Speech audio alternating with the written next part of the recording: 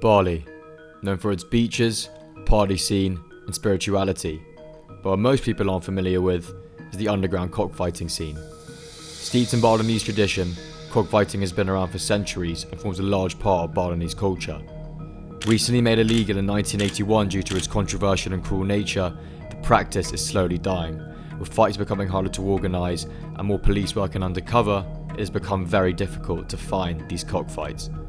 For me, this story is personal. Being half Indonesian, I grew up around family and friends who saw cockfighting as both tradition and entertainment. Out of spite against this, I myself have never been to a cockfight. Until now.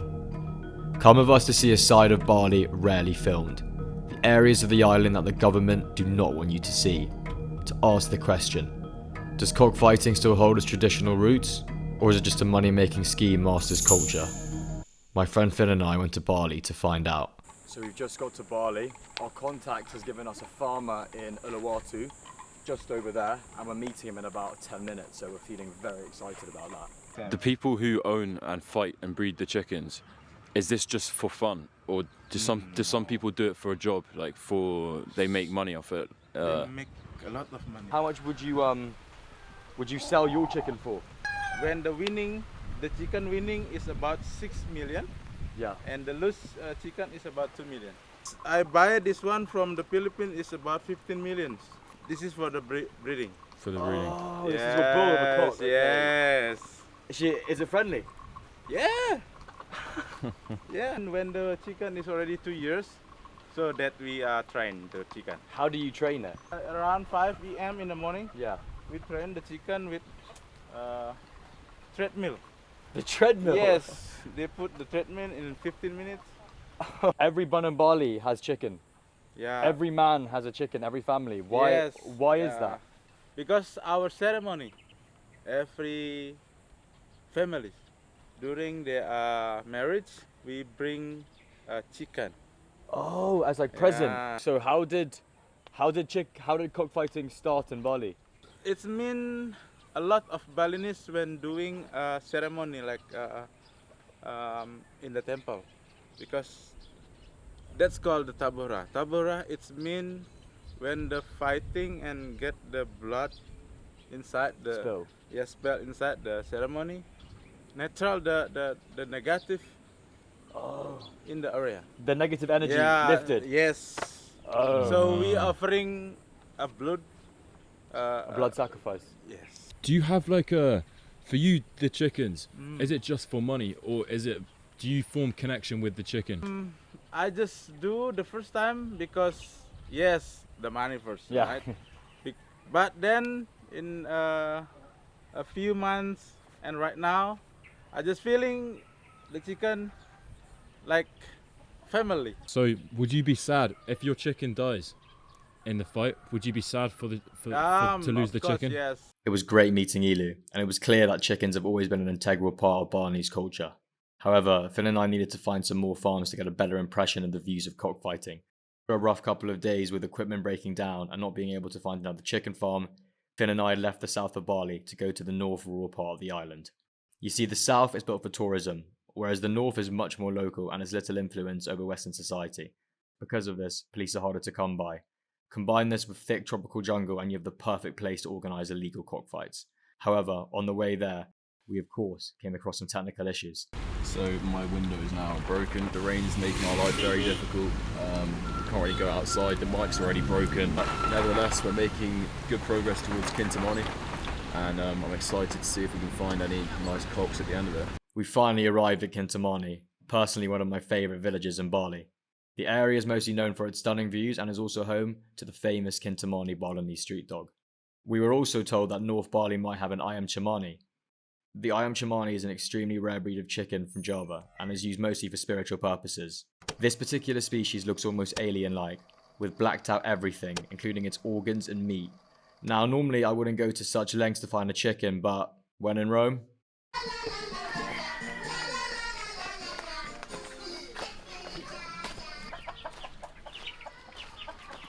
Apparently you've got a small Ayam Cemani here. Whoa! Wow. Ayam Cemani. Oh, it's blackout. Yeah, mau beli? Oh, tidak.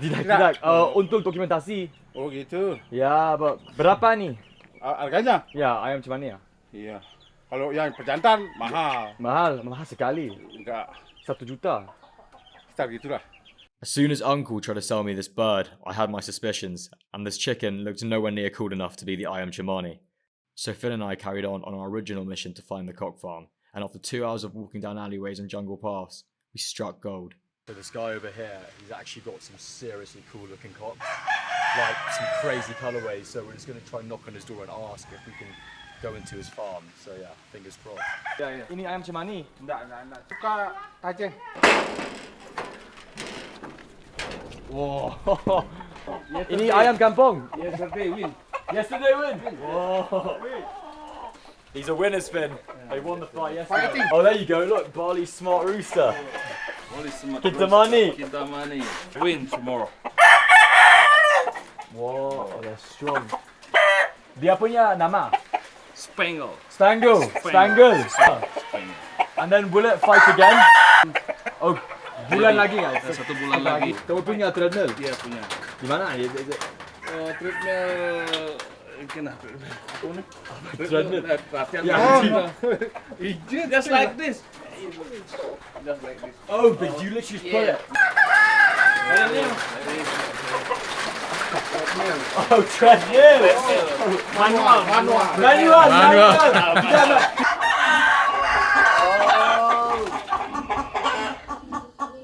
After seeing Panglia's company branding, I also discovered that the act of selling and breeding cocks is still legal on the island. However, fighting them is illegal.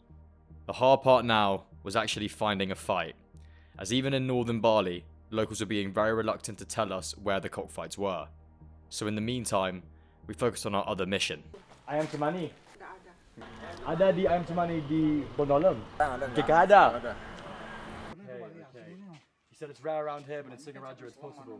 We've been told by the locals in Cemani to come here to Singaraja, which is a lot more city-like. Haven't seen a single sign of any chickens, let alone any cocks. So looks like it's gonna be very hard to find the Ayam Cemani around here. Ada Ayam Cemani di Singaraja? Denpasar. Ayam Cemani. So we're now in the rural area of Singaraja, and we are literally just using our ears to try find. There's one. Ayam Cemani, that could have been one there. So we just went into that small little village, spoke to a few different people. No success whatsoever. They've basically been pointing us back in the direction of Cemani. This thing's proving the Ayam Cemani to be very difficult to find, very elusive. Right over there. Just a quick pre-warning here, I completely shammed the pronunciation. The correct way to say this is reefed. It's a red-head hornbill. So I think that's how you pronounce it. And these are actually straight from Sumatra. But this hotel has one in Bali. Hey, bear.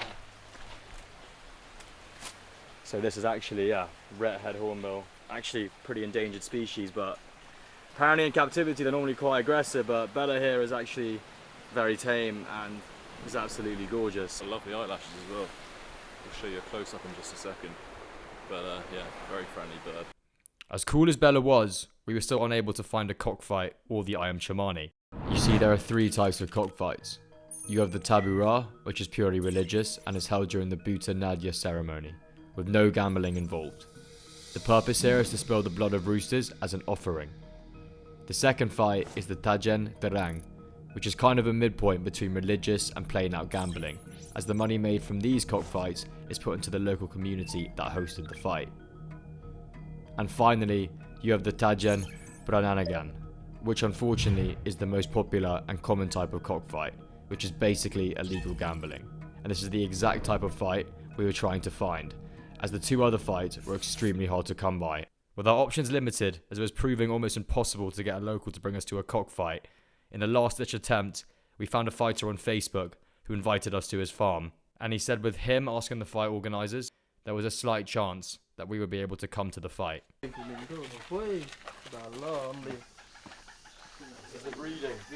your one beat the chicken, if your chicken win, you eat the other one chicken. Yes. This is very good because this chicken is not. It's like a normal chicken. Normal chicken they will growing up just only 3 months. Then then ready to eat, right? been But this raised. chicken, we take care maybe more than 1 year. You never eat your own chicken. Because we put respect. So after if the chicken is draw, we will take our chicken, then we'll put in. We will do ceremony, you know. Yeah, put some chanang sari in front of the. Then we like that. Yeah. How do you train? Train to fight. Yeah. First of all, we do spar, spar. Now, before we were able to see the sparring, Echo wanted to make sure Finn and I could safely handle a cock, just in case one of them did a runner. So we got to practicing. Yeah, then take the ring. This one's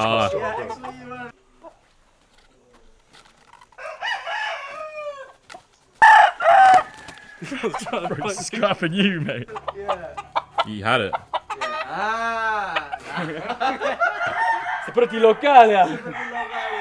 So the tighter you hold these chickens, the more they want to release. So you actually got to hold them pretty lightly. Give them a little stroke there. Nice.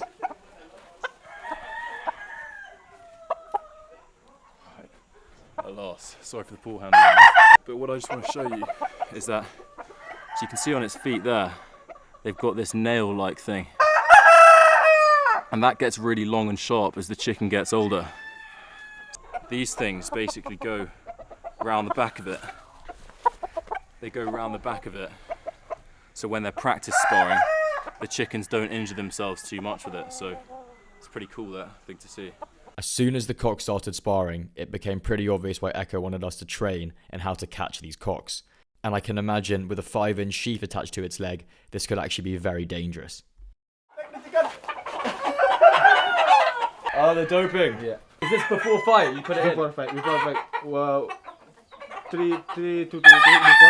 2 to 3 weeks before. Yeah. But mostly we have impacted with another pump too for fighting cut. Another, okay, Yes. so there's different Yeah. formulas basically, okay. We won't go into that one too much. So this chicken, the one that tried to attack me earlier, we've just learned, has been pumped with so many drugs in the past that it's now pretty much completely crazy.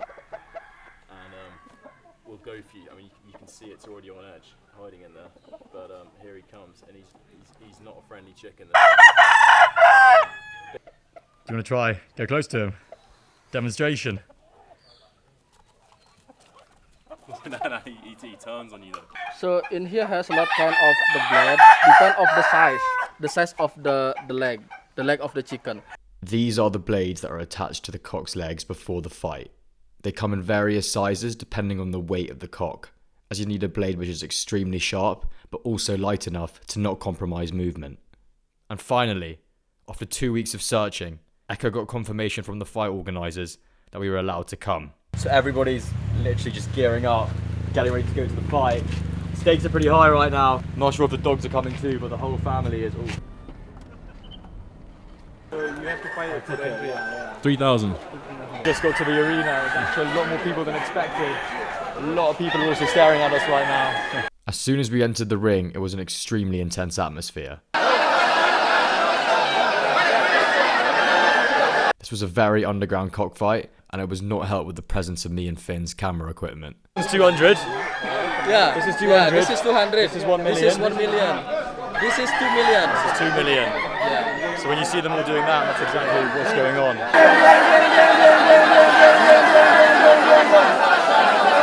So currently right now, they're actually just sizing each other up, just to see if it's a fair fight. If it's not fair, obviously it's not going to be good for anyone here. The betting is a simple 2-to-1 system, so fighters take their time to pick the appropriate enemy. And then, the fighting started. So we got a bit of an issue, and Echo's chicken is actually too strong, and nobody wants to fight his chicken.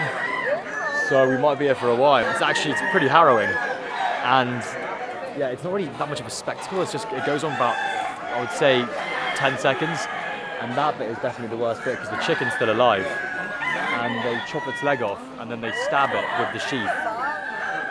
Yeah, it's actually very graphic, and that is it's pretty sad actually. The one issue with Echo not being able to find an opponent meant that Finn and I had to stay there until he did, which we found out pretty quickly was going to be a very long time. Echo, when do you think you'll fight? Does nobody want to fight you? Yeah. Nobody wants to fight. Have you tried? Nobody wants to fight you. Many time. Mostly people scared. Really? Yeah. People are scared. About to fight with his chicken. So your chicken not fighting today? I think so. After this, we try again. We try again, okay. 2 hours into watching the cockfights, it became painfully obvious that this was never about tradition and was about one thing only. I got the money! Have you won money? Sorry? Have you won some money so far? It's about 1 million. 1 million? Wow. And after about 4 hours of cockfighting, it became pretty obvious which cock was going to win. However, there were some factors that you should consider. So in this situation here, the white one's actually bigger, but the red one is more Filipino and more aggressive. So it's, do you go with strength or do you go with intelligence and aggression? I don't know where I'd put my money, to be honest. Finally, after 4.5 hours, Echo had finally found an opponent. This was the first time Finn and I were watching, not as a neutral, but as a fan. In the interest of responsible documentation, I have chosen to limit the depiction of the cockfight itself, as this documentary is meant to be for educational purposes, and I don't want to make it seem like we're trying to glorify cockfighting, as the harsh reality is that these chickens are terrified, they're heavily drugged up, and they're just forced to fight in a ring with no other option. It's not a cool spectacle to watch, it's pure animal cruelty. So what looked like a definite loss for us turned into a draw, which is pretty amazing. At the last minute, their chicken just couldn't stand up and keep going. Despite Echo's cock not winning, at least it wasn't a loss, and the family went home being able to bury their fighter and not lose any money. But if you think we were done there, we have one more thing to find. It's been about 2 weeks. We found a night fury. Not exactly in the conditions we hope it would be in, but it's still a remarkably beautiful chicken. And the shop owners are taking out for us right now so you can get a closer look at it. But this is a proper Javanese Ayam Cemani.